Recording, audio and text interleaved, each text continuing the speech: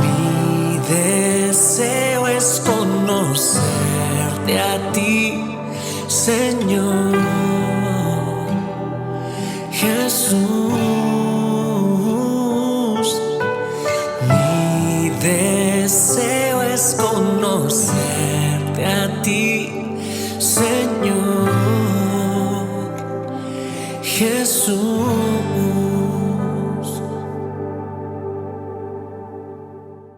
Hola, ¿qué tal? Qué gozo, qué bendición poder saludarte en una edición más de tu devocional, Tu Tiempo con Dios. Es una alegría poder continuar cada día con nuestros devocionales. Agradecer a todos nuestros hermanos alrededor del mundo, en las naciones, que comparten, que oran por este ministerio y que comparten este video en sus grupos, en sus iglesias. Le damos toda la gloria al Señor. Si eres nuevo en el canal, suscríbete, activa la campanita para que puedas recibir notificaciones cuando subimos un nuevo video. Y por favor, adquiere tu devocional impreso en duranolatino.org. Sí, agradecemos a Dios que ya hay una oficina en Paraguay para que puedas también ahí solicitar tu devocional. Acompáñanos en la escritura que corresponde en el Evangelio según San Marcos, capítulo 15, versículos 33 al 47, rescate y reconciliación. Cuando vino la hora sexta, hubo tinieblas sobre toda la tierra hasta la hora novena. Y a la hora novena Jesús clamó a gran voz diciendo: Eloí, Eloí, lama sabactani, que significa Dios mío, ¿por qué me has desamparado? Algunos de los que estaban allí decían al oírlo: mirad, llama a Elías. Corrió uno y, empapado una esponja en vinagre, la puso en una caña y le dio a beber, diciendo: dejad, veamos si viene Elías a bajarlo. Pero Jesús, lanzando un fuerte grito, expiró. Entonces el velo del templo se rasgó en dos, de arriba abajo, y el centurión que estaba frente a él, viendo que después de clamar había expirado así, dijo: verdaderamente este hombre era el Hijo de Dios. También había algunas mujeres mirando de lejos, entre las cuales estaba María Magdalena, María de la madre de Jacobo el menor, y de José y Salomé, quienes cuando él estaba en Galilea lo seguían y le servían, y otras mujeres que habían subido con él a Jerusalén. Cuando llegó la noche, porque era la preparación, es decir, la víspera del sábado, José de Arimatea, miembro noble del concilio, que también esperaba el reino de Dios, vino y entró osadamente a Pilato y pidió el cuerpo de Jesús. Pilato se sorprendió de que ya hubiera muerto y, llamando al centurión, le preguntó si ya estaba muerto, e informado por el centurión, dio el cuerpo a José, el cual compró una sábana y, bajándolo, lo envolvió en la sábana y lo puso en el sepulcro que estaba cavado en una peña, e hizo rodar la piedra a la entrada del sepulcro. María Magdalena y María la madre de José miraban dónde lo ponían. Rescate y reconciliación.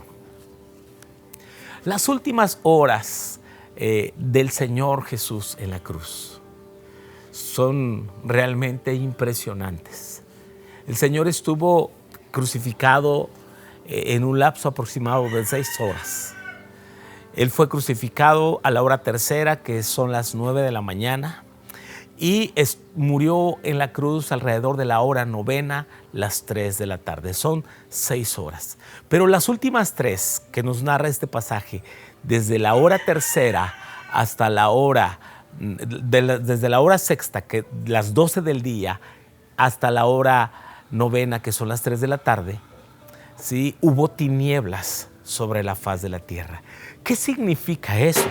Significa que el precio del pecado estaba siendo pagado.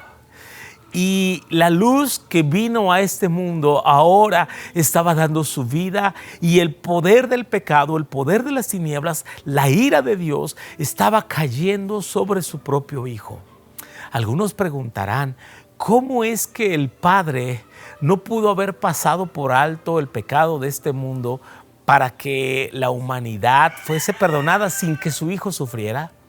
Es que Dios es un Dios justo, y en su justicia y en su ira Dios castiga el pecado. Eso nos habla también de cómo Dios odia el pecado, de cómo Dios odia la maldad de este mundo. Es que cómo a Dios no puede tolerar la maldad.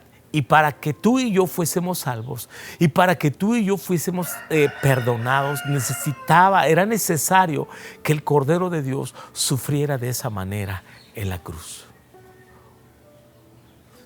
Estando en esa cruz, el Hijo de Dios clama con este grito desgarrador: Elohí, Elohí, lama sabactani. Está diciendo en arameo: Dios mío, ¿por qué me has desamparado? Siempre habían estado juntos. Desde la eternidad el Hijo había gozado de la compañía y del amor del Padre, pero ahora, estando en esa humanidad, estando pendiendo de esa cruz, con el dolor de los clavos, con las burlas de la gente, una horda de demonios y mezclados entre las personas que blasfemaban, que injuriaban al Hijo de Dios, los religiosos y aún los ladrones que habían sido crucificados, el uno a su izquierda, el otro a su derecha, aunque el Evangelio de Lucas habla de uno que finalmente se arrepiente y le dice: acuérdate de mí cuando entres en tu reino. Lo que nos habla que aún en la cruz hay oportunidad. En la cruz, en el último momento, hay oportunidad para el pecador. Dios siempre ha querido que el hombre, el ser humano, que la humanidad se salva. Y quiera Dios que personas que han estado lejos de Dios, en el último instante de su vida, clamen a Dios por perdón y misericordia. En Jesús hay esperanza. Claro, qué triste vivir una vida sin propósito, sin la guianza de Dios, sin gozar de sus bendiciones y salvarnos así de último. Sin embargo, Jesucristo quiere que tú puedas tener vida y vida eterna. Así que la gente todavía burlándose cuando escuchan Elí, Elí, lama sabactani. Ellos están pensando que está pidiendo ayuda a Elías. Ellos no entienden la palabra aramea de Jesús. Así que están burlándose. Y un soldado corrió y le aplica una esponja con vinagre. Esta esponja con vinagre tendría un uso muy deshonroso, muy vil. Pues historiadores descubrieron unas letrinas romanas donde en unas baldosas había un agujero que servía como letrina, y en tiempos de guerra, sí, los soldados ahí defecaban, ahí hacían sus necesidades fisiológicas, y había un ayudante que limpiaba literalmente el trasero del soldado cuando defecaba, y eran esas esponjas que eran usadas con ese vinagre como desinfectante, pero era una esponja maloliente, con sabor a estiércol, con sabor amargo al pecado. Es así de maloliente y de apestoso es el pecado para Dios. Y Jesús tuvo que probar eso. Y clamando a gran voz, Jesús expiró. En otro de los evangelios dice: Padre, en tus manos encomiendo mi espíritu. Y habiendo dicho esto, expiró. Cuando Jesús es recibido por el Padre, un soldado, un centurión que está ahí, un gentil, puede distinguir que quien ha muerto no es cualquier criminal, no es cualquier hombre. Él dice: verdaderamente es el Hijo de Dios. Y sin duda este hombre fue salvo en el momento que creyó. Así, si tú y yo podemos depositar nuestra confianza y voltear hacia la cruz y mirar hacia los sufrimientos de Cristo, que su sufrimiento ha sido suficiente para nuestro perdón, para que nosotros tengamos reconciliación con el Padre, para que nosotros tengamos acceso y vida eterna.